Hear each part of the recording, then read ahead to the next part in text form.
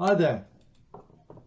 During World War II, there was quite an invasion fear in the country, and deficiencies in the military training of a vast number of recruits led to a demand for, or a market for rather, some books on the subject, some texts to be produced. And amongst the texts that were available, you have Hippokiss's famous book, Feldenkrais, who is a judo expert with his practical unarmed combat,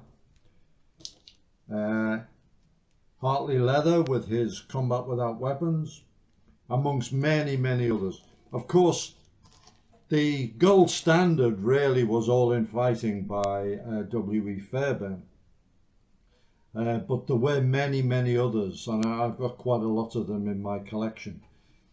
The guys who wrote these books, some of them had a background in one of the traditional martial arts, usually not to a particularly high standard, because at the time these arts were not that widely known, and therefore training in them wasn't that widespread.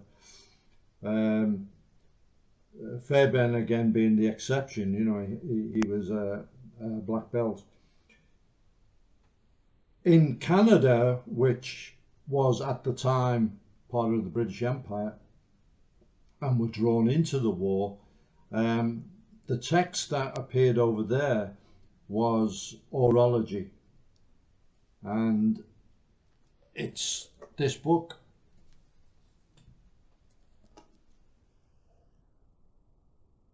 All Out Hand-to-Hand Fighting for Commandos, Military and Civilians by Gordon E. Perrigard, MD. He was a doctor. He had trained in jiu-jitsu, and he put together the manual with the express aim of showing the military how to survive in an unarmed confrontation. So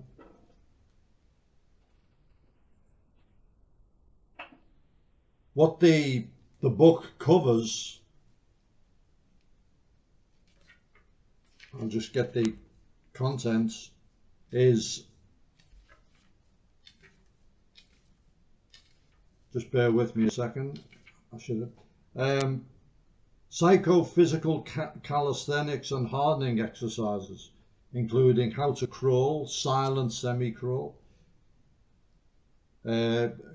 specific calisthenics for the knee blow, unarmed blow power, and so on. Attack methods, death locks. Now, included in that were a couple of variations on the strangle or the choke, which were different to what's normally taught. So Dr. Perrigard has an interesting take on that, and we'll just have a look at one of the pictures.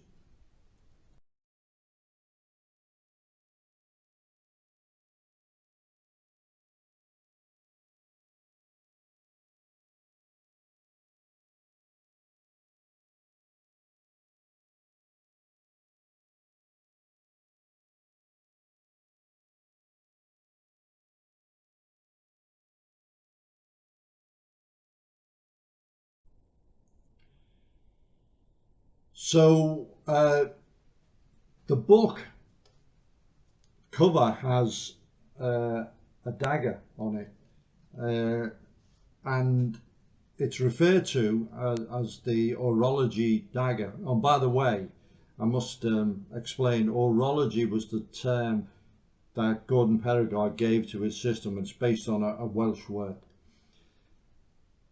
But there's no picture of an actual dagger. I don't think it was ever produced for the military.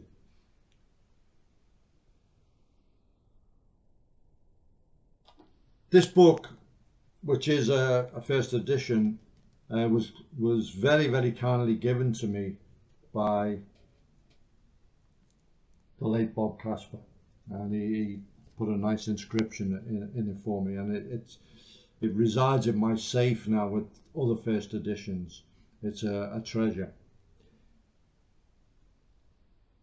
The organization which Bob Casper led, the Gung Ho Chuan Association, has continued Arwrology and produced this book, American Arwrology by Fred C. Bauer. And it is a more highly produced book with high quality photos, rather than in Arwrology there were a mixture of some photos and some stickman drawings. So American Arwrology does explain the text a little bit better, and here's a glimpse.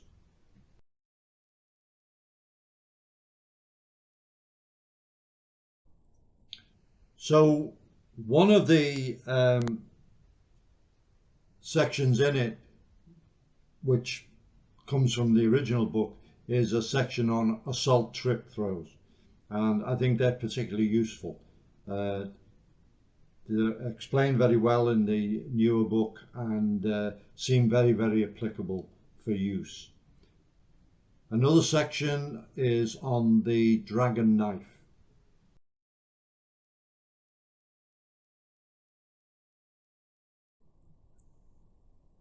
Now, it seems to me that it looks that the techniques shown are from the Gung Ho Chuan Association / Bob Casper program, and as such, obviously it's a very, very excellent program, and it's good to have it in book form. I don't really think it's from the original Arwrology. Both books complement each other, and they're readily available. I'll put the link where you can get them. The original book has been reprinted, so it's quite inexpensive, and both books should be part of any World War II Combatives library. Now, one of the drills shown in the book is shown on a hanging bag. I adapted it for use on focus mitts, and it's a very, very good drill to use. I call it the Perrigard drill, and in the next video in this series I'll cover that practical combative technique as a drill.